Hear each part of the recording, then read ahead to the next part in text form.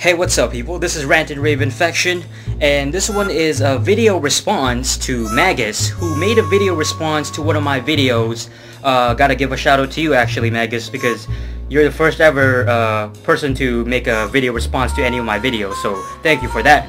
Now, yeah, you were talking about the fighting games, and you know, my video was about Are Fighting Games Dead, and you made your points, and I thought that a lot of them were really valid and they made a lot of sense, but I disagreed with some of the things that you said.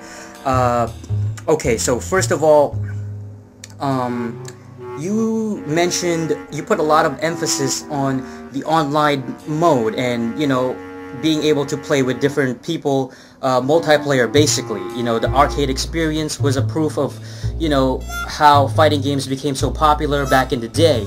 Of course, the arcade games are definitely not as popular as they used to be. So you could also argue that the fighting games have been affected by the decrease in popularity of the arcade games.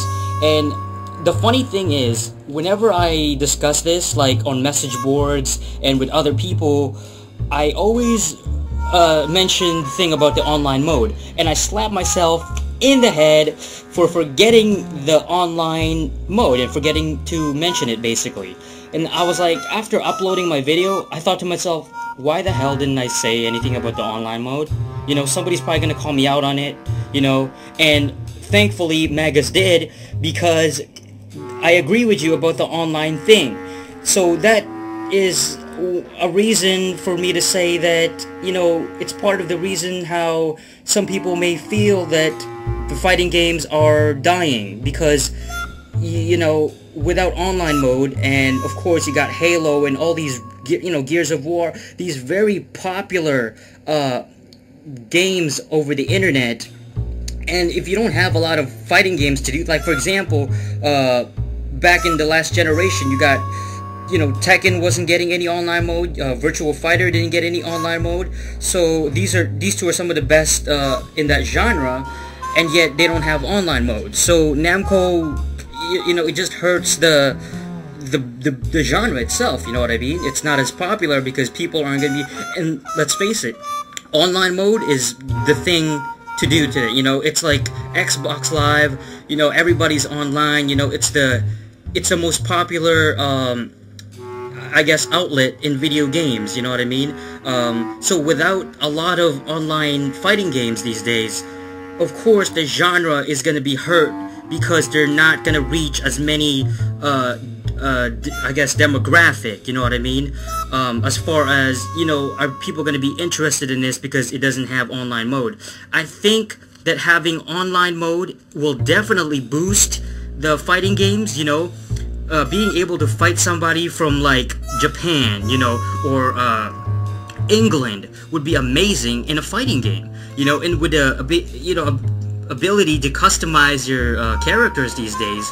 I mean, and you know, the really complex ranking system that they have now, where you're ranked on how many wins you have, how many losses you get, and basically your skill, your ability to play the game. And I think online mode it would only help the fighting game genre, and it's not like stuck in the arcade, you know.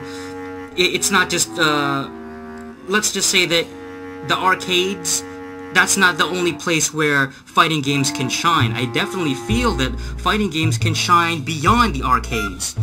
You also talked about must-have titles, and it's a subjective point of view, as in, it's a personal opinion that a game is a must-have title. Well, what I meant by must-haves, first of all, is that they're killer apps. You understand? A killer app or a killer application, I'm sure you already know this, is basically a game that introduces a really amazing engine, a really incredible design in the gameplay and the controls, and being able to play that game, it's such a fun game, it's such a incredible game to play that a lot of people flock towards that particular style of gaming, that particular franchise, and therefore it ends up selling a lot of copies.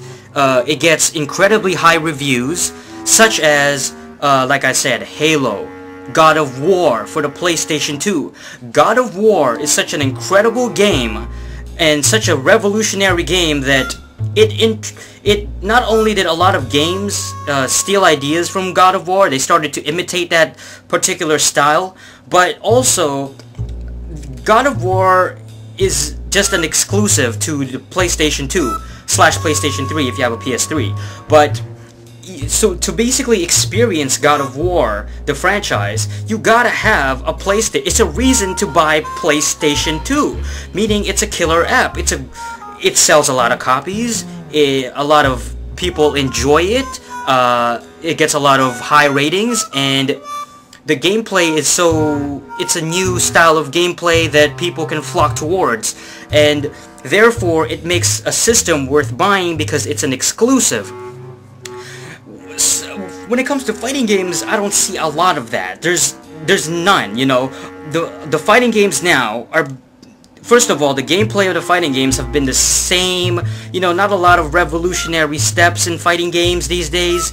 You know, Virtua Fighter 5, Soul Calibur 4. These games are great in their own right, like I mentioned before. And to hardcore fanatics or fans of that particular franchise, they'll enjoy it because, you know, it's what they're used to seeing, and it's a better improvement in certain aspects, but it's not such a huge revolutionary title such as a Halo or a God of War, where many people will get into it, it's a reason for people to go online, it's a reason for people to buy a particular system. Look at Soul Calibur 4, you know, okay, sure, you might have some people buying a 360 or a PS3 for Soul Calibur 4, yet that is not as much compared to people who buy an Xbox 360 to play Halo 3. You know what I mean? So, what I'm saying is, popularity makes killer apps exist. Popularity of a particular franchise and amounts of copies sold and very high reviews makes a game a must-have title.